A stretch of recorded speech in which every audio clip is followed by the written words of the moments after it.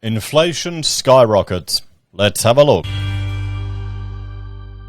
Hello everyone, Florian here and welcome to another episode of Heiser Says.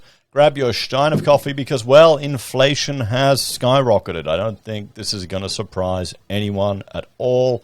Let's have a look at the data from the ABS regarding CPI. It rose 7.3% in the 12 months to November 2022. I'm seeing article after article about expats shocked at Australian shopping, guys. I mean, I have the grocery prices hard-coded into my brain from when I first moved out of home, like years ago. So I'm still shocked that like a can of tuna costing more than 99 cents or even more than 60 cents. So I'm showing my age. But it's getting expensive out there. We try and shop at Aldi because we find it's slightly cheaper than the other big brands. I mean, sure, you can't buy all the nice brand stuff, but it all tastes exactly the same. And if we can, we can't really at the moment. We don't have the big freezer, but buying meat in bulk, like in big bulk, like half a beast at a time, and just eating that. That's, I don't know. The problem is it's not going to save you money. You're going to eat healthier, but if you want to save money, and this is the sad thing, people are going to buy the processed crap. They're going to get desperate. They're going to buy the ultra-processed rubbish food and get sick in the long run. So the monthly consumer price index indicator rose 7.3% in the year to November 22, according to the latest data from the ABS. Michelle Marquardt, ABS head of price statistics, said this month's annual movement of 7.3% compared to 6.9% in October and 7.3% in September indicated ongoing inflationary pressure. And you can see here, boom, inflation's gone up. Look at this. Look at what we're used to. Even 2018, they're under 2%. No wonder all these builders are going bust. This is what's driving them under, guys. This right here, this chart. You know, you sign a project, I don't know, here. You think, oh, yeah, 2.5%, 3% inflation. Sure, I'll factor that in. Shoots up. Although we did dip down there a little bit. Look at that. 2020. Probably no one was spending any money. The most significant contributors to the annual rise in November were housing, 9.6%, food and non-alcoholic beverages, 9.4%, transport, 9%, furniture, household equipment and services, 8.4%, and recreation and culture, 5.8%. She said the housing group was the main contributor to the annual increase in the November monthly CPI indicator. High labour and material costs contributed to the annual rise in new dwelling prices, 17.9%. Although the rate of price growth for new dwellings has eased compared to the 20.4% annual rise seen in October. Prices for all food and non-alcoholic beverage categories remained elevated compared to November 2021. Meals out and takeaway food, up 7.3%, was the main contributor to the annual increase. She said increased operating costs, including wages, electricity, weather, affected reductions in food supply continue to drive prices up. In the transport, imagine what the future is going to be when we get all this hippy-dippy variable renewable power that's completely dependent on batteries. Oh, shit. Life's going to get expensive in Australia, guys. It really is. The class divide is going to get huge. It's going to get huge. And it's going to be Labor pushing it. Isn't that ironic, huh? The working class party, my ass. So, in the transport group, we saw some flow-on impact from the restoration of the Australian government's fuel excise in November's higher automotive fuel prices.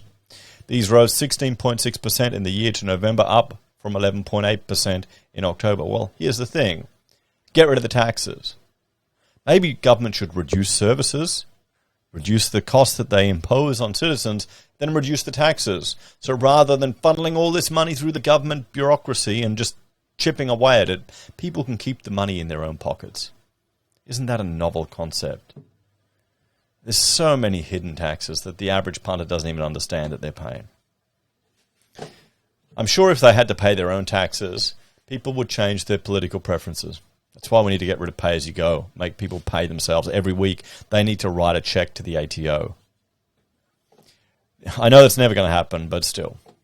Average prices for unleaded petrol peaked at just over $2 in early November before falling to just under $1.80 at the end of November, she said. Here we've got percentage change. There you go. I mean, it's bloody expensive. Furniture, household equipment and services group rose 8.4% for the year. This is primarily due to increases in prices for furniture, which occurred mid-2022 due to higher freight and raw material costs. Increases in the costs for cleaning and maintenance products were also a strong contributor to the increase for this group. Prices related to recreational and cultural activities have also, I'll go back to this, have also increased compared to a year ago. There have been several strong annual movements in the holiday travel and accommodation during 22 as prices recover from COVID-19 record-related lows. November's annual movement of 12.8% was the second highest since the monthly CPI indicator data series began in September 2018. She noted November's monthly increase of 4.3% for the holiday travel and accommodation departs from the falls usually seen in November following the September and October school holiday period. High jet fuel prices combined with strong consumer demand in November pushed airfare prices up, with accommodation prices also rising. And if we have a look here, we can see some of the data. Let's have a look. So that was the media release from the ABS. This is the other way they're presenting the data. So what's new this month? 4 additional monthly data series have been included. Bread and cereal products, dairy and related, food and non-alcoholic beverages. Okay, and you can see, you can see here everything's up. Look at that housing right at the top. Alcohol, food, and non-alcoholic beverages. Look at that increase, guys. Look at that, nearly 10%. Oh, but no wonder. And this is... No wonder people are doing it tough. No wonder they're struggling.